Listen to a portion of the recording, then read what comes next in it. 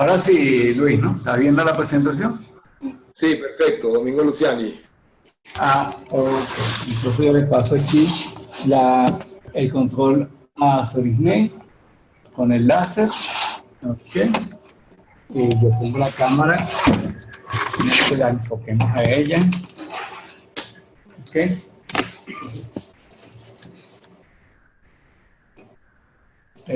Ajá. Ahí.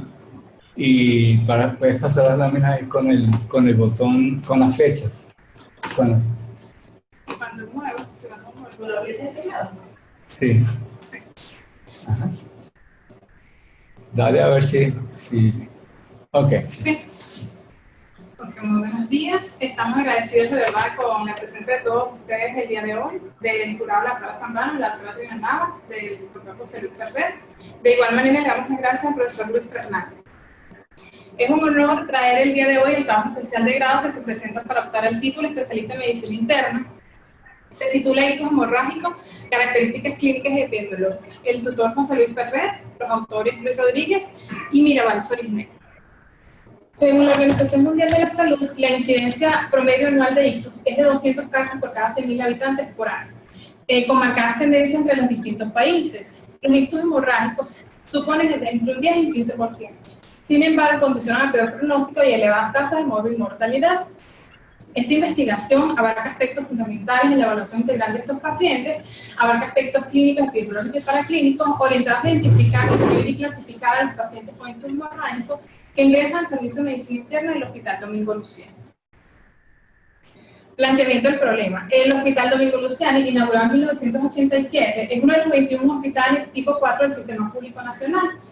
Es el principal centro de referencia del Estado Miranda y Distrito Capital, con un área de influencia de 3.068.744 habitantes que proceden de esta área de influencia y en ocasiones del interior del país. Específicamente, desde el 6 de marzo del año 2006, en el área de hospitalización del servicio, se creó una unidad de ictus o una unidad de atención para el paciente con ictus.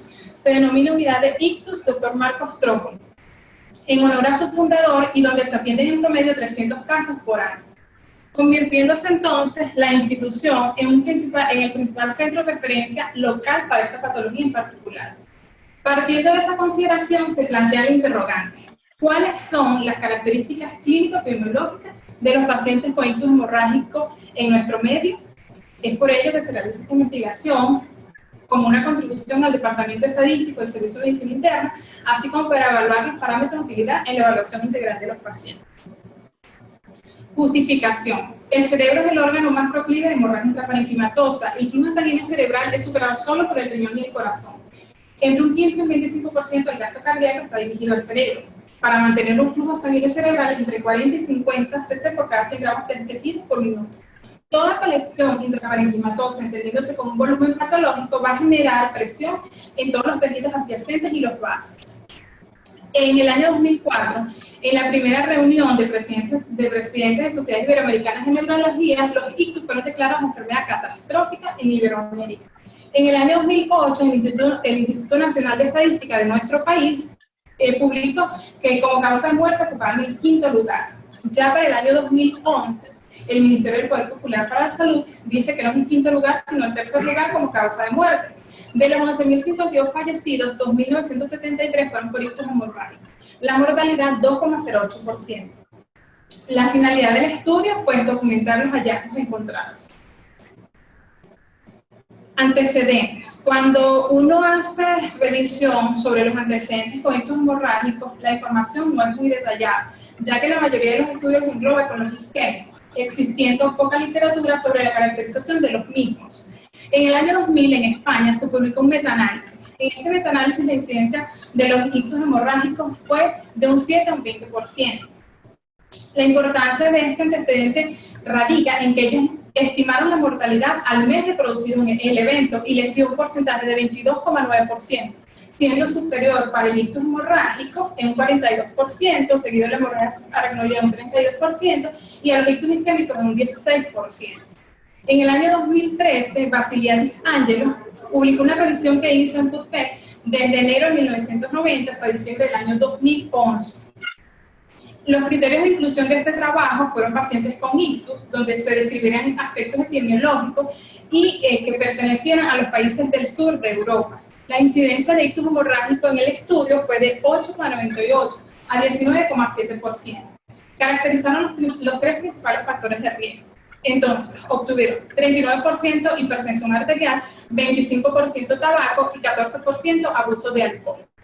Con respecto al género, predominó en mujeres un 62,1%. Por otra parte, en Taiwán, el mismo año 2013, Chung Feng-sai y colaboradores publicaron un metaanálisis de una revisión que hicieron desde enero de 1990 hasta diciembre del año 2012, donde ellos lo que hicieron fue evaluar la incidencia con respecto a las etnias. En China predominó más la hemorragia intracerebral o ictus hemorrágico que en la población blanca, y el rango etario fue de 45 a 74 años.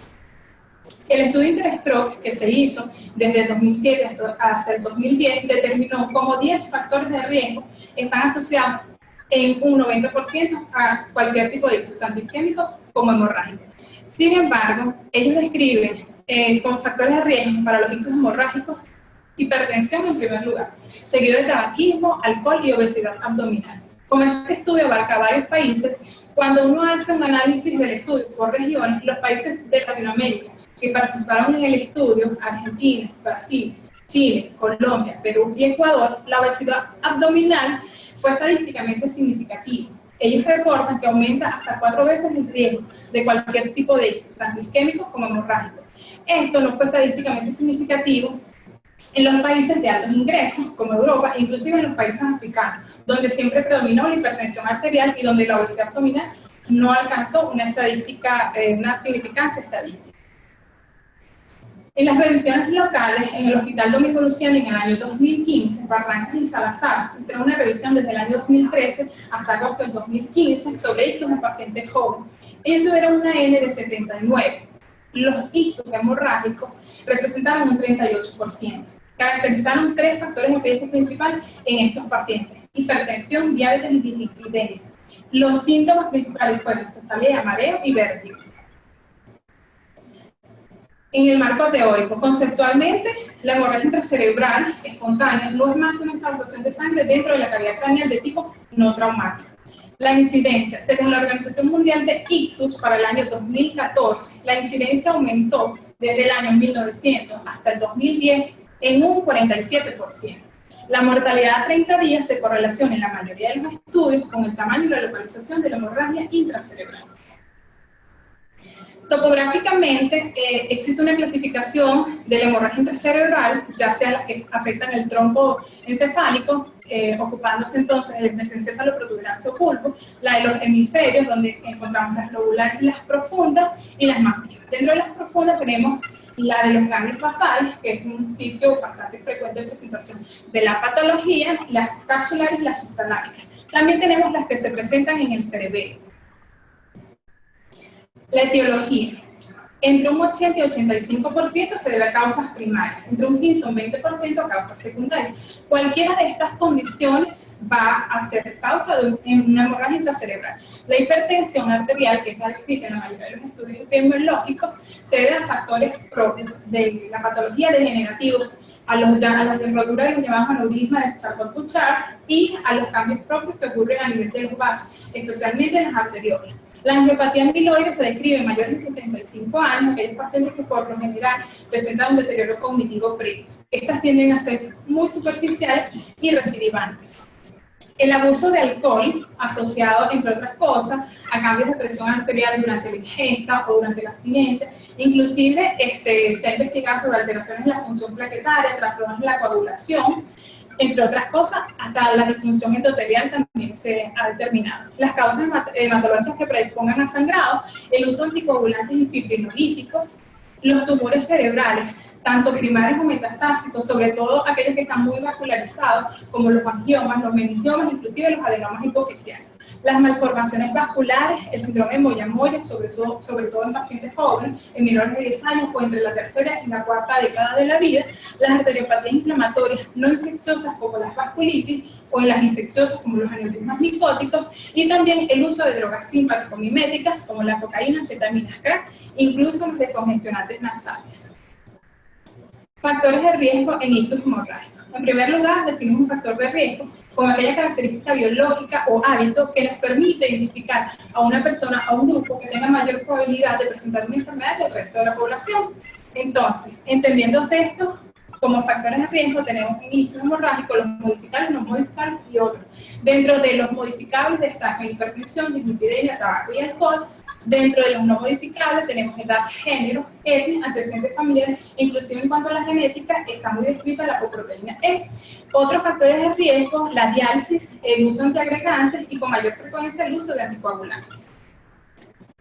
El diagnóstico. La base fundamental del diagnóstico de ictus hemorrágico es el cuadro clínico. Dentro de los estudios neuroradiológicos destaca la tomografía de cráneo simple que nos permite ubicar la lesión anatómicamente y calcular el tamaño del hematoma. Con la fórmula que conocemos, A por B por C entre 2, eso nos va a dar el tamaño del hematoma por CC. Esto es importante porque muchos estudios han determinado que el tamaño del hematoma es un predictor temprano de muerte en ictus hemorrágicos particularmente. La evaluación de la severidad del ictus, tenemos la escala de ictus del Instituto Nacional de Salud, donde nos puntúa de forma numérica si un ictus es leve, es moderado o es severo. Tenemos una puntuación mínima de 0, una máxima de 45. En el leve vamos a tener que si tiene menos de 7 puntos, esta es la condición. Si es moderado, de 8 a 15, si es mayor a 15, es severo. Tiene valor pronóstico y tiene algunas limitaciones porque también se utiliza en ictus isquémicos. El objetivo general de esta investigación, analizar las características clínicas y epidemiológicas de pacientes con ictus hemorrágico intraparenquimatoso en el Servicio de Medicina Interna del Hospital Dr. Domingo Luciani, ingresado desde el 1 de enero hasta el 31 de diciembre del año 2013. Los objetivos específicos. Primero, describir las características demográficas de los pacientes. Segundo, identificar los factores de riesgo, modificables y no modificables. Tercero, determinar la forma de presentación clínica. Cuarto, describir la severidad del ictus utilizando la escala de al ingreso y al egreso. Quinto, comparar la severidad del ictus utilizando la escala de MIG al ingreso y egreso. Sexto, clasificar los hallazgos tomográficos. Séptimo, conocer las complicaciones más frecuentes durante la hospitalización. Y por último, determinar mortalidad intrahospitalaria y al año de egreso.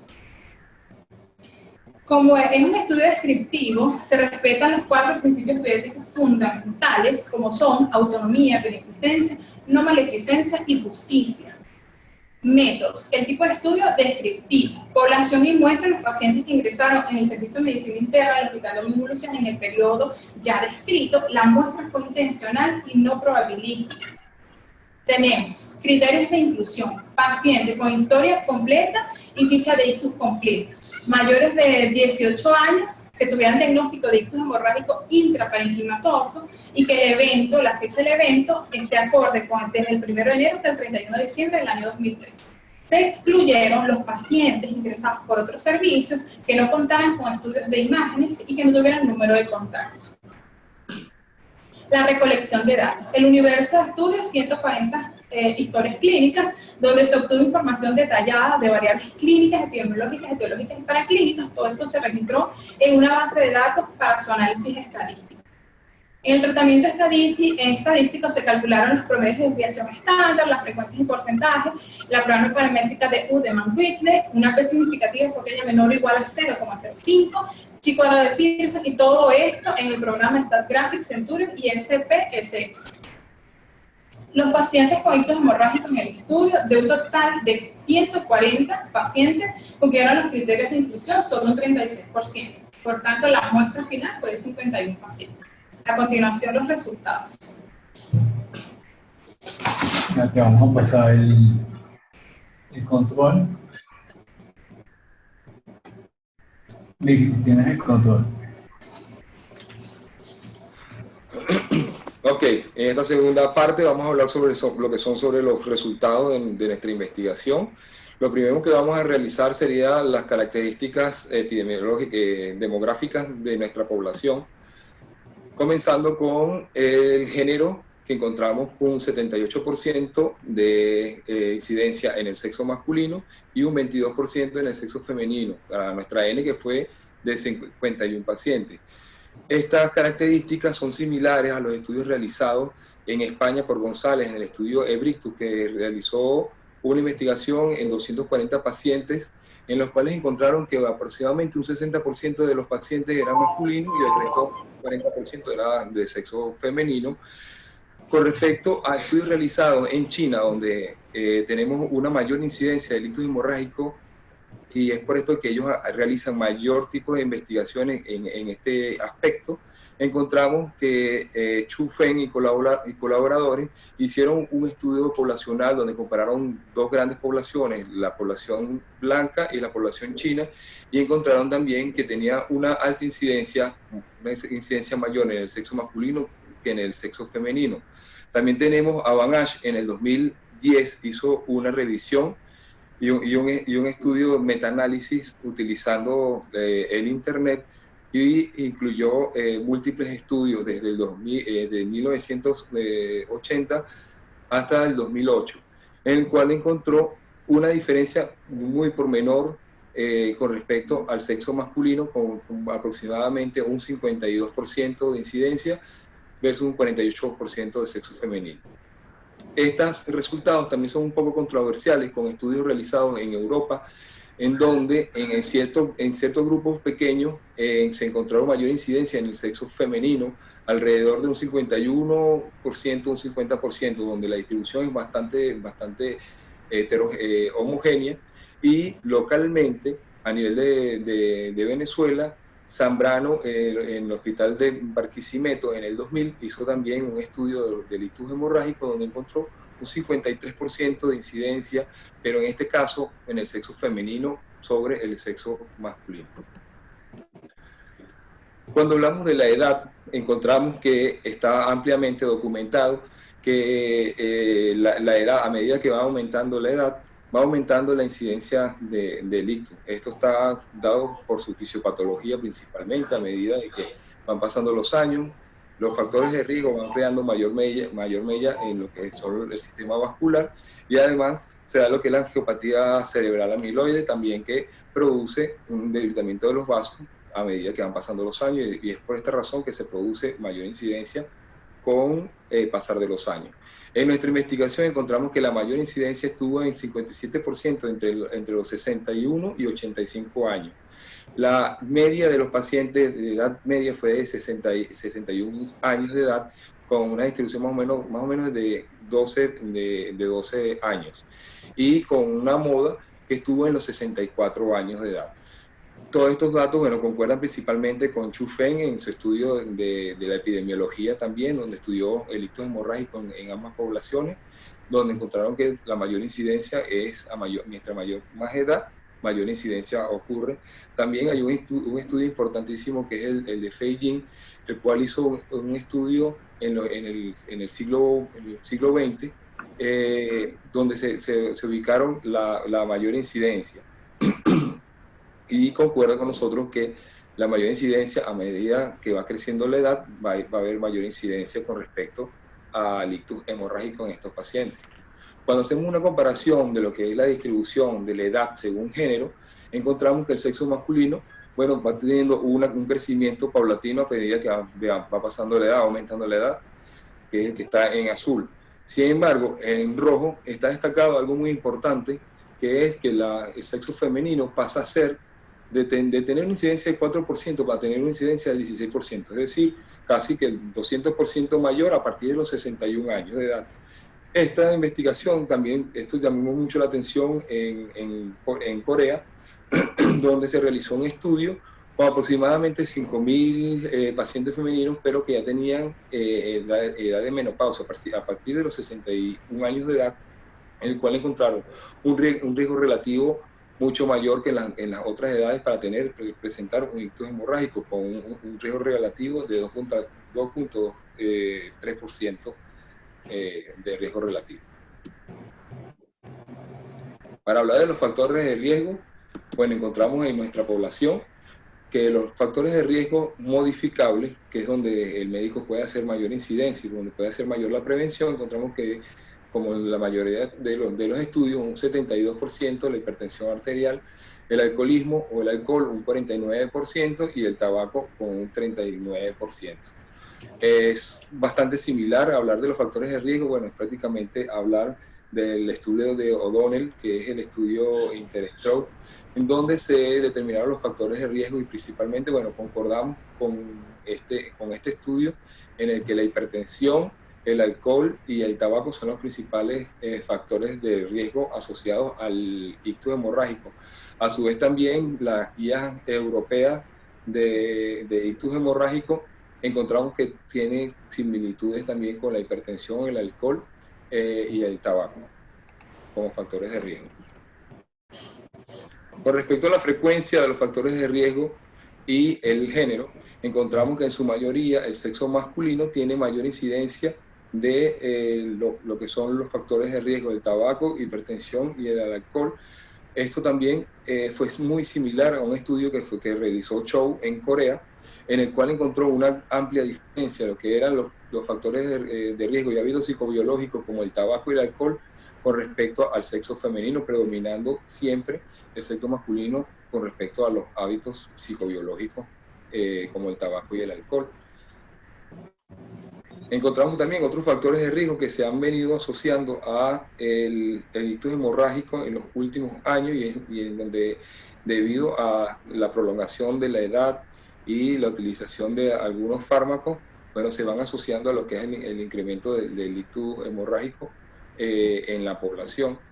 Dentro de esos otros factores de riesgo encontramos que en nuestra investigación migraña un 5%, insuficiencia cardíaca con un 11%, diabetes con un 13%, antiagregante plaquetario un 15%, enfermedad renal con un 19% y un ictus previo con el 23%. Estos factores de riesgo no son directamente asociados o identificados con el ictus hemorrágico, según el estudio realizado en el INTERSTROKE, pero sí son mencionados como factores importantes y que lo encontramos en nuestra población. En este cuadro nosotros podemos identificar en varios estudios que se realizaron y en varios países nuestro estudio con esos estudios y en otras poblaciones en el que encontramos que la hipertensión arterial es un factor primordial para el factor de riesgo para el ictus hemorrágico, el tabaquismo y el abuso de alcohol. En este grupo de estudios también incluyeron la diabetes, que tiene un 13%. Sin embargo, recordemos también que estos estudios incluyeron tanto el ictus hemorrágico como el ictus isquémico. Y por esta razón que la diabetes sí aparece como factor de riesgo más identificado para el ictus isquémico que el hemorrágico. Con respecto a las formas de presentación que encontramos en nuestros pacientes, tenemos que los síntomas clínicos, una gran mayoría presentó pérdida de conciencia y cefalea, seguido de trastornos motores y desviación de los rasgos faciales. Esto viene dado principalmente por la localización de los ictus hemorrágicos y el área afectada a nivel cerebral. Recientemente un estudio realizado por Kumar en Texas en el 2016 hizo una descripción de lo que eran los síntomas y las características del examen clínico con respecto a los pacientes que presentaban ictus hemorrágicos. En este caso, el estudio llamado Síntomas transitorios del ictus hemorrágico, que fue publicado en la revista JAMA del 2016, encontró similares representaciones con respecto a que la primera incidencia fue el trastorno de la conciencia, cefalea y trastornos motores con desviación de los rasgos faciales. Al examen físico, de igual manera, encontramos que corroboramos la sintomatología del paciente con los signos clínicos. Encontramos con una paresia del séptimo par, hemiparesia faciales. Encontramos también hemiparesia, desorientación temporoespacial y disartria, principalmente todos relacionados con la localización propia de este tipo de ictus. Cuando hablamos de la distribución por días de hospitalización, encontramos que casi el 70%, el 68% de los pacientes tuvo hospitalizado entre 1 y 10 días. Es decir, tuvieron una hospitalización bastante breve, bastante corta, y encontramos que entre 1 y 20 días, el 15%, y de ahí adelante, a mayores de 30 días, un 7%. Esto es muy importante porque esto habla de la atención que se le da a nuestros pacientes y de la forma en que van recuperándose los pacientes, y esto también abarata, por supuesto, el costo de hospitalización. Hay un estudio similar aquí en Latinoamérica, en Perú, el estudio de Castañeda, en el cual hizo un estudio muy similar, en donde encontró que la hospitalización media de los pacientes fue de 9 días, y a medida que iban pasando los días, fueron mucho menor la incidencia de la hospitalización. Todo esto viene dado por las principales complicaciones que tienen estos pacientes. La severidad del ictus hemorrágico la vamos a comparar utilizando lo que es la escala de Nice. En este cuadro encontramos que en el ingreso, 40 pacientes de los 51 pacientes que teníamos tuvieron una incidencia, un NIS grave, seguido de un NIS de moderada y leve de 4. De los 40 graves, fallecieron 8 y solamente uno con un NIS de moderado, para un total de fallecidos del ingreso de 9 fallecidos. Al egreso vemos cómo bajó o disminuyó el NIS de 40 a 12 el grave, y aumentó el de moderado de 7, aumentó a 18. Esto habla de la recuperación que van teniendo los pacientes. Dentro de los hallazgos tomográficos encontramos, como la mayoría de la literatura, como aparece en los libros de texto, que los ganglios basales y la ubicación temporoparietal son los que de los ganglios de la base y de la amiopatía que presentan los vasos a nivel periférico con respecto a los temporoparietal, concordando también, bueno, con la mayoría de los estudios, como la guía de ictus española, que fue realizada por Arbois, Rodríguez y Yanes. También hicieron más o menos tuvieron la misma incidencia de la localización del ictus hemorrágico. Dentro también de los hallazgos tomográficos, encontramos que un 23% tuvo de drenaje a ventrículo, y cabe destacar que esto es de gravedad en los pacientes que tienen ictus hemorrágico, y un 47% tuvo desplazamiento de línea media.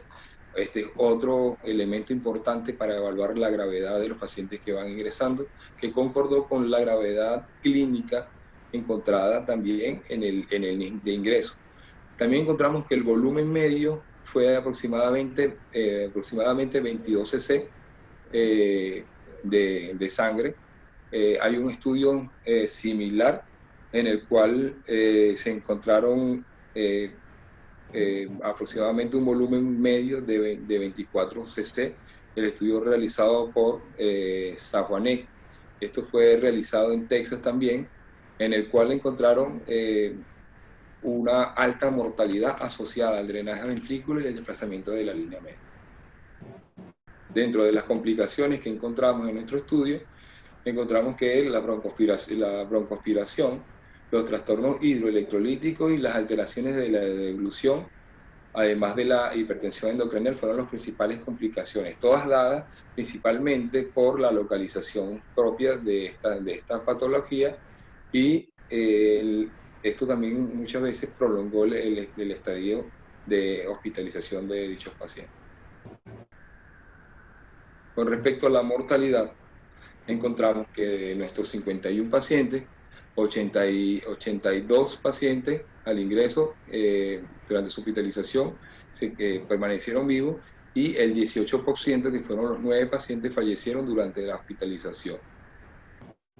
Tenemos que en su egreso, que fue uno de nuestros objetivos, era evaluar la mortalidad después del egreso y hasta el año después, posterior al año del evento hemorrágico. Encontramos algunas dificultades técnicas con respecto a esto, ya que nuestro estudio se basó en hacer entrevistas vía telefónica y solamente contamos con un número de 30 pacientes. Hubo un número total de 12 pacientes que no los pudimos contactar vía telefónica. De los 30 pacientes que encontramos que un 70% de los pacientes permanecía vivo al año y un 30% había fallecido. Esto es muy importante en vista de que, si bien es elevada la incidencia de la mortalidad tanto al año como al ingreso, está muy por debajo de la descrita en la literatura, como la descrita en el estudio Brictus por González, en el cual ellos no solamente hicieron determinaron la mortalidad durante el primer mes, sino a los 6 meses y al año. Y la mortalidad de ellos durante el primer mes fue aproximadamente entre 40% de mortalidad, 40-44%, y al año también presentaron una alta incidencia de mortalidad con un 44% aproximadamente de mortalidad en estos pacientes. También Castañeda, que fue un estudio realizado en Perú, encontró aproximadamente un 17% similar a nosotros con la mortalidad durante la hospitalización. Banach, que fue el que hizo un estudio de aproximadamente 18 años, que reportó un 44% también de fallecimiento en el primer mes, que fue mucho mayor al que nosotros encontramos en nuestro estudio. Esto es muy importante porque pueden haberse algunos subregistros con respecto a este tipo de pacientes, y además que tenemos un número de 12 pacientes que no sabemos qué ocurrió con ellos, no nos pudimos comunicar vía telefónica. La mortalidad en nuestros pacientes se dio en los primeros 5 días de hospitalización, es decir, con una mayor incidencia de 3 pacientes en el segundo día, 2 pacientes en el primer día, 2 pacientes en el tercer día y un paciente entre el cuarto y el quinto día. Estos pacientes tienen la peculiaridad de que o fallecen en los primeros días o fallecen después del egreso. Es por esta razón que, bueno, hay que incentivar, realizar estudios de este tipo con respecto al ictus hemorrágico y el seguimiento posterior a su egreso. Como conclusión encontramos que, bueno, que el género con mayor incidencia fue el masculino. La incidencia del ictus hemorrágico incrementa con la edad. La edad promedio fue de 61 años, más o menos 12. Los factores de riesgo que principalmente encontramos fueron hipertensión, alcohol y tabaco. La pérdida de conciencia, la cefalia y los trastornos motores con desviación de los rasgos faciales fueron la principal clínica que presentaron los pacientes. La mayoría de los pacientes estuvieron solamente 10 días de hospitalización. Los nervios craneales, la hemiparesia y la desorientación temporoespacial fueron los principales síntomas y signos clínicos que encontramos al examen físico al ingreso de los pacientes. La mayoría de los pacientes ingresó con un IDE severo y moderado. Las complicaciones que más encontramos fueron las relacionadas con las alteraciones de la deglución, la broncoaspiración, los trastornos hidroelectrolíticos y la hipertensión endocraniana. La mortalidad intrahospitalaria fue alta y ocurre en las primeras 72 horas. La mortalidad de nosotros fue muy similar e incluso por debajo a los estudios realizados en otros países que tienen incluso mayores servicios y tienen más capacidades de atención al paciente. Sin embargo, con nuestras limitaciones logramos tener una incidencia de mortalidad mucho menor que en otros países. En ganglios de la base es la localización más importante con respecto al ictus hemorrágico más frecuente. Nosotros, bueno, hacemos las recomendaciones que el ictus hemorrágico, aunque sí tiene una menor incidencia, una gran mortalidad, debe ser realizado con un manejo multidisciplinario.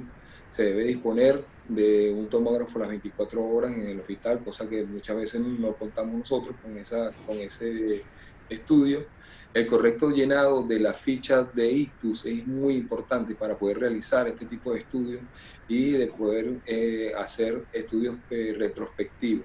Además de que sugeriríamos asociar escalas que sean principalmente, además de la escala ENIS, que es más que todo una escala utilizada para ictus isquémicos, asociar otras escalas que sean utilizadas para ictus hemorrágicos más específicas.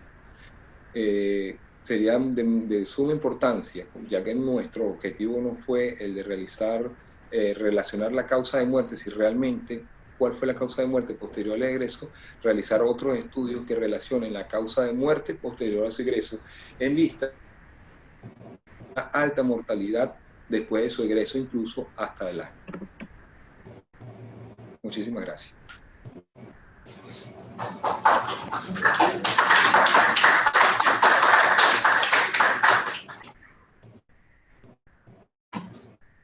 Muy bien.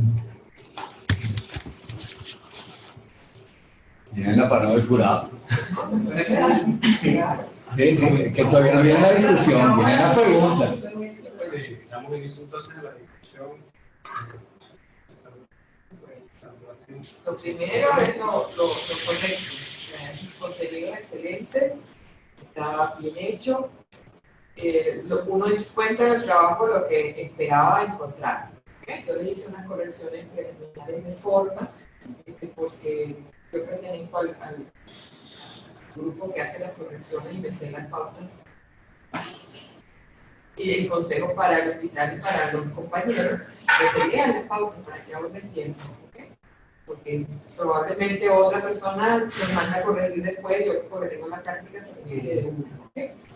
Sin embargo, hay cuestioncitas que teníamos que discutir acá que son importantes y que simplemente hay que eliminar del texto final, pero que deben ser discutidas. ¿Okay? Por ejemplo,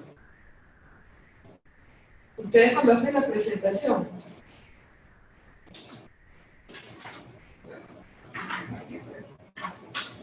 y hacen la parte de metodología, hablan de un estudio descriptivo que efectivamente lo es. ¿Okay? Pero cuando hablan de la parte estadística, citan parámetros comparativos. ¿Para qué los citas si no los usas? Esa parte hay que eliminarla porque hay que ser congruente en todo el documento. ¿Okay? Hablan de comparar escalas de severidad que no lo hacen. Hay que quitarlo porque no tiene nada que ver con el asunto.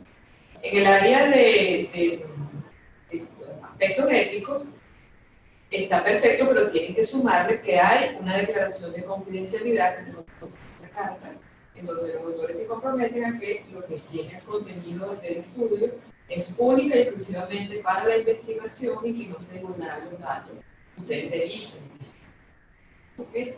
Cuando hablan de la descripción del estudio, hablan de un estudio retrospectivo, que es perfectamente correcto, pero le meten en algún momento la variable de que van a llamar por teléfono en tiempo real.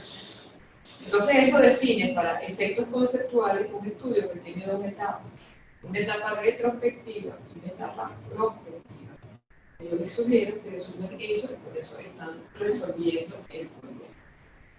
Otros detallitos que tienen acá es los objetivos. Yo se los señalé, pero para que quede claro el porqué. Cuando usted hace el objetivo general y habla de que están ingresados en el periodo tal cual, eso es metodología. Entonces uno se queda hasta donde define dónde es mi campo de acción de lo que estoy haciendo. Eso es aplicable para el resto de los objetivos. Y cuando vamos a los objetivos específicos, tenemos dos aspectos. El aspecto de ser repetitivo en lo de la muestra estudiada. El objetivo general me define a quién estudio. En el objetivo específico no tengo que repetir a cada persona que voy a hacer algo porque ya lo dije en el objetivo general. ¿Okay? Por eso el tachón que les puse en ese caso. Pero tiene otro problemita que es, por ejemplo, el término determinar. Determinar está por encima de describir. Pero cuando yo describo, estoy diciendo las características generales de algo. Pero cuando determino, estoy haciendo una especie de juicio en donde digo, esto es responsable de esto. Para eso necesito medidas de asociación. ¿Okay? Y no fue lo que ustedes hicieron. Entonces, la forma de presentación clínica la puedo clasificar, la puedo describir, pero no la puedo determinar. De hecho, el verbo allí no está bien tampoco porque quien determina es el que está haciendo las imágenes. Ustedes hacen la parte clínica y como esto, tienen también describir la severidad, está muy bien. Comparar la severidad, no la compararon. Ustedes no hicieron una medida de asociación para comparar que pasó esto en este momento y otra cosa en otro y hubo una P o no hubo una P. Ustedes no hicieron ese acto de comparar, por lo tanto lo que hicieron fue describir cómo era la escala de severidad al principio y al final. O sea que ese verbo allí no va. ¿Ok? La clasificación de los hallazgos tomográficos está bien y determinar la mortalidad está bien. ¿Ok? Entonces esos pequeños detalles hay que corregirlos. Si quieren yo te doy este formato. En los aspectos éticos que faltó eso, yo tenía la duda, pero ahorita oyéndolo no es analítico, es descriptivo, los criterios de inclusión fueron perfectos. Mucho tiempo tenía tiempo que no tenía unos criterios de inclusión de esa manera, porque no hubo errores en la clasificación y eso está bien. De resto, fíjense que son errores técnicos, ¿ok? No son errores de otro tipo porque el contenido está muy bien y me encanta que la iniciativa del doctor Trócoli siga andando, que sigan haciendo más frutos todavía de lo que pueden seguir dando, porque esto, unido con el SCAN, son todas sumas epidemiológicas para que Venezuela sepa realmente qué tiene y qué no tiene. Esas son mis observaciones. Muchísimas gracias, doctora. Yo tengo también unas observaciones que encontré en el curso de la lectura del trabajo, ¿no? Y fíjense, yo de verdad quiero felicitarlo, porque a pesar de que la muestra parece poca para la cantidad de hechos que se manejan, también ustedes analizaron un 36% de los 140 hechos que hubo en el periodo que estudiaron.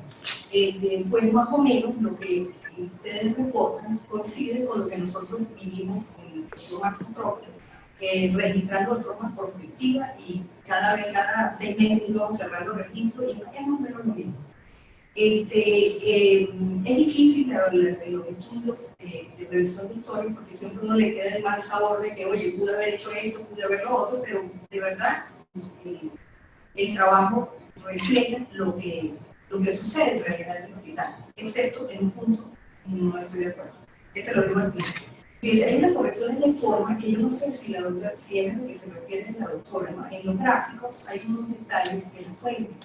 La fuente de ustedes, no es el estudio de ustedes, la fuente de ustedes es el registro ITUS que llevamos y las historias clínicas. Entonces, eso hay que corregirlo en todos los gráficos, ¿no?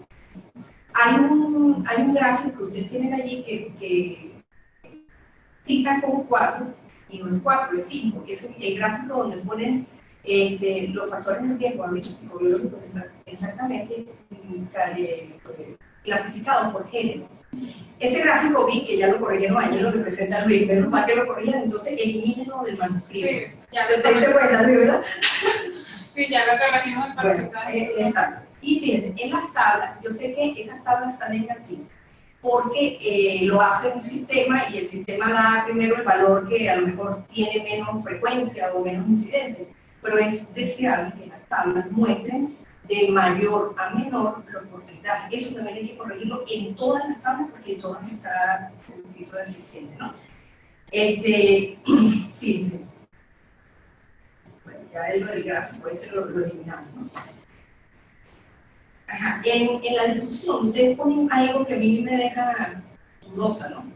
Ustedes ponen si habría que poner en duda que sea la antiagregación que ponemos a los pacientes la que como factor de riesgo para que haga una hemorragia.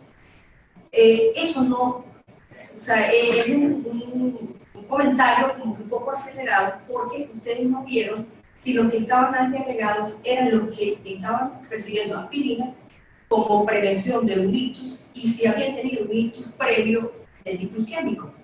Eso habría que haberlo desglosado más para poder poner ese comentario. Entonces, no sé, yo creo que hay que darle la vuelta a ese comentario y eliminarlo de la discusión. Okay, sí.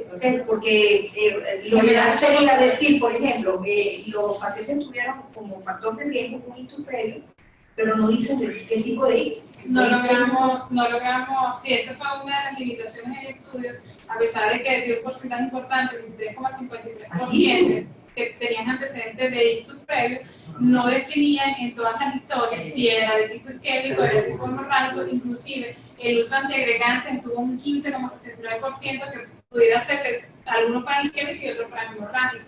Entonces, o que todos pudieran antiagregados como predicción secundaria del ictus preps, eso no lo pudo. Eso, entonces el Hacer el comentario comentario en la misma discusión. en la discusión, o sea, o más bien ponerlo que tuvimos esa limitante y que por eso no podemos concluir esa parte.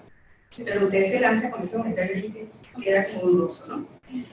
Habría que evaluar la antiagregación como un factor de riesgo independiente del ictus previo para poder llegar a esa conclusión. Ok,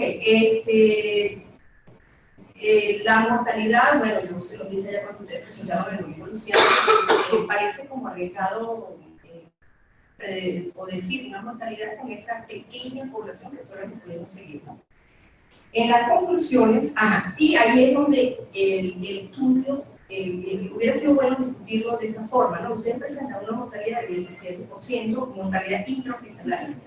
Cuando nosotros registramos día a día con el doctor Torres, la mortalidad de los hemorrágicos nos llegó en un año a 40%. Y en otra oportunidad, nunca estuvimos menos de 30%. Nosotros hicimos como 5 o 6 años seguidos. Yo me imagino que esto obedece a que ustedes saben 50 historias, 51 historias completas, y se quedó por fuera de los otros 140. Entonces, eso también hay que poner la mortalidad que tenemos 17%. Los estudios o la estadística que nosotros tenemos, que la tengo a disposición, podemos citarla. ¿Por qué? Porque es importante decir que otra de las debilidades del estudio es que se habla de una mortalidad que probablemente no es de ¿ok? Es producto de agarrarte 51 historias que no son sino el 36% de lo que realmente fue lo mismo, ¿no? Fíjense que cuando nosotros vemos que nosotros estamos teniendo como 350, 400 pacientes que ingresan a todo el hospital durante el año. Ustedes ven que 140 para el 2013 eran ictus hemorrágicos. Por tanto, nuestra prevalencia o nuestra incidencia de ictus hemorrágicos es como del 30%. Entonces, o sea, y de ese 30% se come apenas el 35%. Entonces, hay que trabajarlo un poco más. Eso fue algo de las cosas que nos hizo que hiciéramos el estudio, porque aunque no fue un estudio, no comparamos ictus isquémico versus hemorrágico. Sí vimos que la incidencia del ictus hemorrágico era bastante elevado, más de lo que dice la literatura, que es alrededor entre un 10 y un 17%. Y cuando uno en la práctica ve que es mucho, mucho mayor. Entonces hicimos este estudio con respecto al ictus hemorrágico porque sí nos percatamos de eso, pues que es bastante elevado la incidencia de esta patología en nuestro hospital. Sí, y es mucho más elevada de lo que describen las poblaciones, porque nosotros somos una unidad de referencia, y el aparatoso es el hemorrágico, y el que llevan es el hemorrágico. Entonces, a pesar de que nosotros lo registramos todo, puede ser que muchos isquémicos se queden en el camino y no lleguen al hospital. Entonces, ese es el porcentaje intrahospitalario, un 30%. Y bueno, en las conclusiones yo los voy a invitar a que cambien la redacción del primer párrafo. Piensen que ustedes no tuvieron ni un solo ictus de fosa posterior en el estudio. Todos estaban lobales y eran occipitales, temporoparietales, lo que quieras. Creo que no había ninguna hemorragia intraventricular. No. Entonces, fíjense, la muestra es de hemorragia intracerebral, supratentorial como la llamábamos antes, ¿no? O hemorragia hemisférica cerebral. Entonces, las conclusiones que van a dar, hay que cambiar eso, no hemorragia intracerebral en general, porque tendría que tener casos de fosa posterior, de hemorragias ventriculares puras para poder generalizar. Entonces, limiten la conclusión a lo que realmente se estudió, que fue la hemorragia intracerebral y torácica. Pero fue por allá. Sí, pero fue conclusión. Claro, pero no concluir de lo que no tienes. Claro, yo no puedo decir, por ejemplo, esto que ustedes analizaron representa todas las hemorragias intracerebrales del hospital, que llegan al hospital, porque ahí no había ni de fosa posterior, ni había intraventriculares, Entonces, hemorragia intracerebral lobar. Lo que estamos presentando es de hemorragia, eso es lo único en las conclusiones y bueno, un consejito con la presentación, que es válido para en general. Las pautas de la comisión te ponen como tú las cumpliste hasta que llegaste al resultado. Pareciera muy cómodo hacer la discusión presentando los resultados, pero no es así. Porque los resultados se presentan los resultados de manera objetiva para que el que está oyendo tenga su propio juicio y no se sesgue por lo que tú le estás diciendo. Por eso que se hace independiente presentación de resultados y lo que tú interpretaste en la discusión. Además, cuando tú lo presentas así, te permite que en la discusión tú integres la variable. Entonces no te vas a hablar solamente de edad o solamente de género, que pierdes mucho tiempo, eso es internacional, eso no varía. Pero sí te interesan otras cosas. Entonces tú distribuyes tu tiempo y tu esfuerzo de discusión en cosas más importantes que si te vas variable por variable a lo que está pasando. ¿Ok? Eso es. Bueno, en realidad felicitarlos, ¿verdad? Porque tu trabajo sé que representó mucho esfuerzo en todo aspecto, en materiales, en historias médicas, hay mucha limitación de los recursos, pero hicieron un excelente trabajo. Si hay algunas observaciones que yo hice con la doctora Tim sobre esta parte, sobre todo de agregar que el estudio es en 2 fases, porque efectivamente hicieron una fase prácticamente prospectiva y hay una que no me quedó claro en relación a los criterios de inclusión y exclusión, porque cuando pones N12, que son pacientes que no pudieron ser contactados, no sé si está correcto mencionarlo ahí, porque ya tú lo pones en tus criterios de exclusión, y eso es cuando vas a hacer el análisis de la mortalidad, que no era el principal objetivo, eso es muy claro. El objetivo principal es caracterización de los pacientes con estos hemorrágicos, y eso fue como un objetivo secundario. Pero como objetivo secundario probablemente sea como un comentario adicional. Pero siendo que ese N12, en tus criterios de exclusión, está pacientes que no pudieron ser contactados, no sé hasta qué punto eso pueda afectar el valor representativo de ese parámetro que están analizando.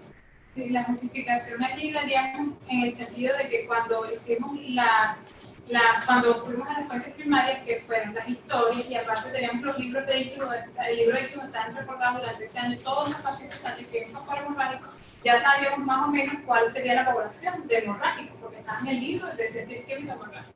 Y cuando revisamos todas las historias de hitos hemorrágicos, tomamos todas aquellas que cumplieran los criterios de inclusión y tenían el número de contacto.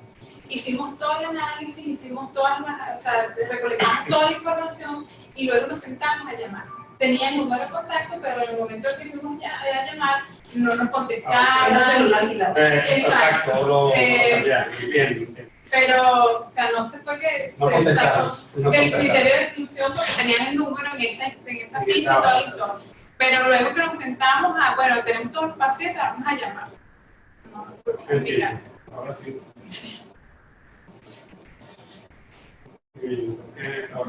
Ok, entonces, como vamos a la fase de discusión del veredicto, si le vamos a pedir que nos esperen afuera, y yo voy a desconectar a Luis, y yo te aviso por WhatsApp para que te vuelvas a conectar dentro de un rato, ¿ok? Bueno, le vamos a preparar el coffee. Okay.